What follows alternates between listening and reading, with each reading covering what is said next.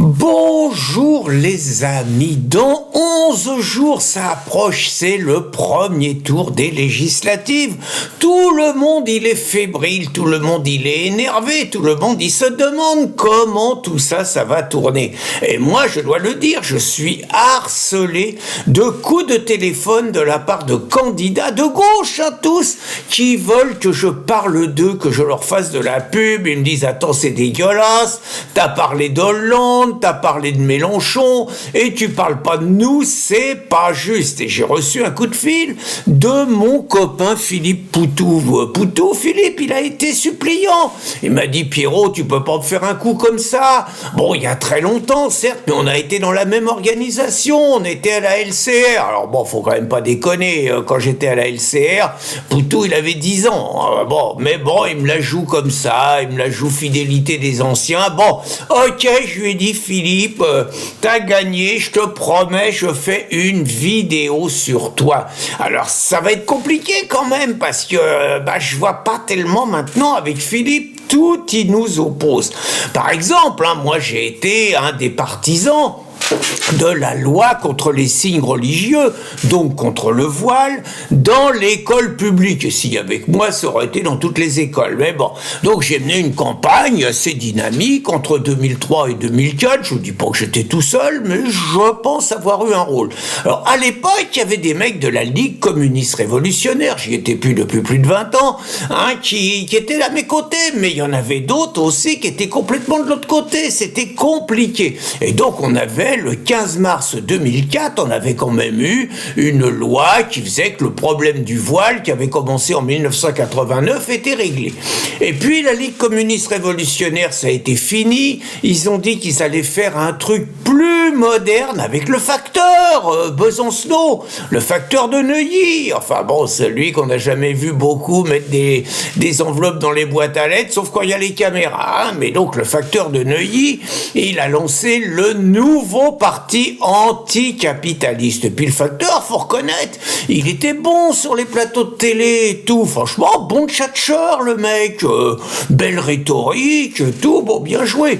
Puis le facteur, au bout d'un moment, qui était maqué quand même avec une éditrice qui gagne beaucoup de fric, le facteur, au bout d'un moment, il a dit qu'il voulait pas devenir l'éternel candidat. Et c'est là qu'on a connu Poutou. On a commencé à s'habituer à Philippe Poutou. Un petit côté clown, un petit côté complètement déjanté et tout. Et c'est là que le NPA, il a commencé à faire campagne contre ce qu'ils appellent la loi raciste. Donc la loi raciste, c'est la loi qui consiste à interdire les signes religieux, dont le voile à l'école. Il a dit que c'était une loi discriminatoire. Là-dessus, j'étais complètement d'accord avec les insoumis, les insoumis, ça viendra plus tard, les indigènes de la République. Et pour montrer à quel point le voile leur posait pas de problème, ils ont présenté au régional en 2010 une candidate voilée NPA. Les féministes ont fermé leur gueule, les féministes, pouette.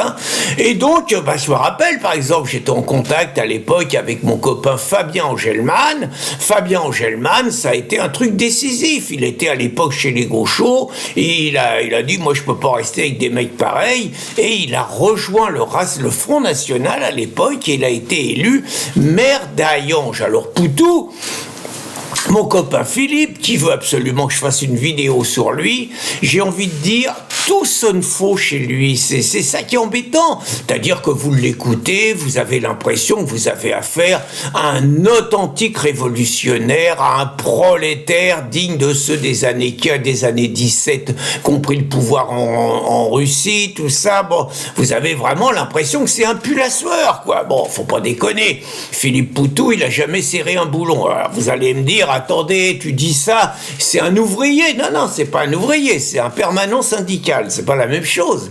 Il était payé chez Ford à Bordeaux. Bon, le mec, il était toujours en réunion. Et quand il n'était pas en réunion, il discutait avec les camarades dans l'atelier. Et le premier chef qui lui faisait une réflexion, il disait que c'était de la discrimination syndicale et qu'il allait aller à l'inspection du travail. Donc, Poutou, il a jamais bossé. Faut commencer par ça, déjà. Aujourd'hui, bon, le mec, il a réussi à se faire licencier à des bonnes conditions. Il est payé aussi par les milieux du cinéma. C'est pas mal, ça, on le dit pas, mais il est payé aussi par les milieux du Cinoche. Et puis, alors, il a été patron, Poutou, ça, il s'en vante pas. Ben oui, parce qu'il a réussi à être élu conseiller municipal à Bordeaux. Et donc, comme conseiller municipal, il est l'employeur de ses attachés, quoi. Voilà, des gens qui bossent pour lui, payés avec nos impôts, hein.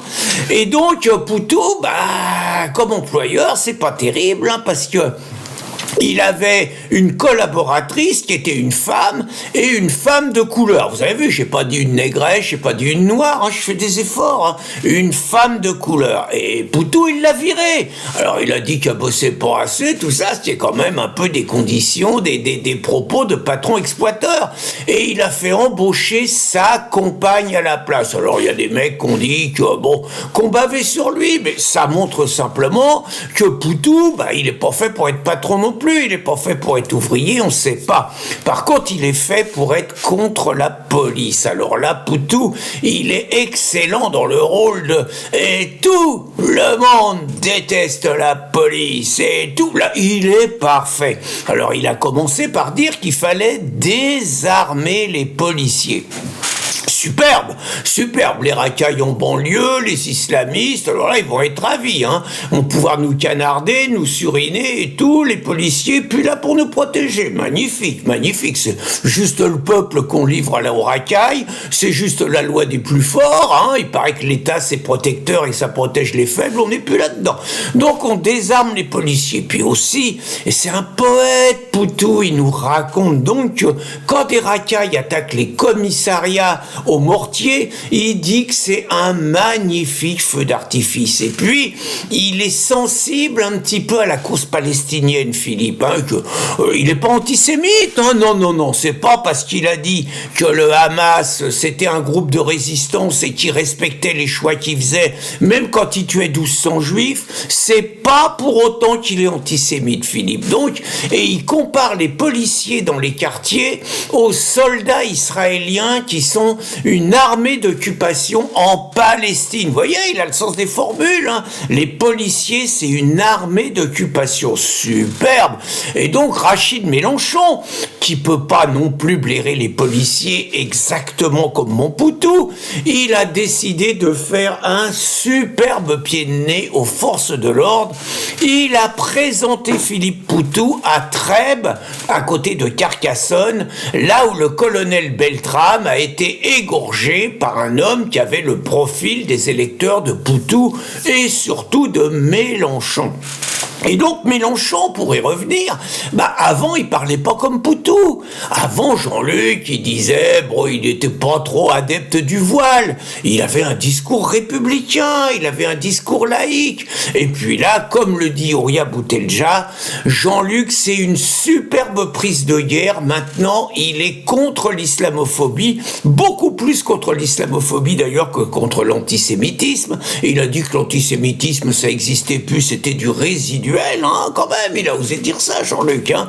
Et donc, mon Jean-Luc, par exemple, quand il y a eu le problème de l'abaya, il a dit qu'il était pour l'abaya à l'école. Alors là, il a fait du Poutou puissance 10. Donc, si on est pour l'abaya à l'école, je suis convaincu que Jean-Luc Mélenchon et donc tous ceux qui s'appellent le nouveau Front Populaire, où il manque juste le peuple, ils vont être pour le rétablissement du voile à l'école contre la loi raciste que j'ai contribué à mettre en place le 15 mars 2004. Et finalement, mon pote Philippe Poutou, c'est un vrai révolutionnaire, c'est un mec de l'avant-garde, il a réussi à emmener tous les réformistes sur son terrain, pour reprendre la dialectique trotskiste dont je me souviens encore un tout petit peu, et finalement, grâce à lui, il a entraîné toute la gauche, Mélenchon d'abord, mais également la gauche réformiste à la Hollande, sur le terrain de l'islamo-gauchiste. Chapeau Philippe, t'es un cador. Mais cet exemple montre à part ça l'ampleur de la décadence de cette gauche qui aujourd'hui ouvertement trahit les principes de ses glorieux ancêtres, aux glorieux ancêtres parfois pas tous. Voilà, donc je crois avoir répondu à la demande de Philippe Poutou de lui rendre l'hommage qu'il mérite, et je vous souhaite une bonne journée à tous.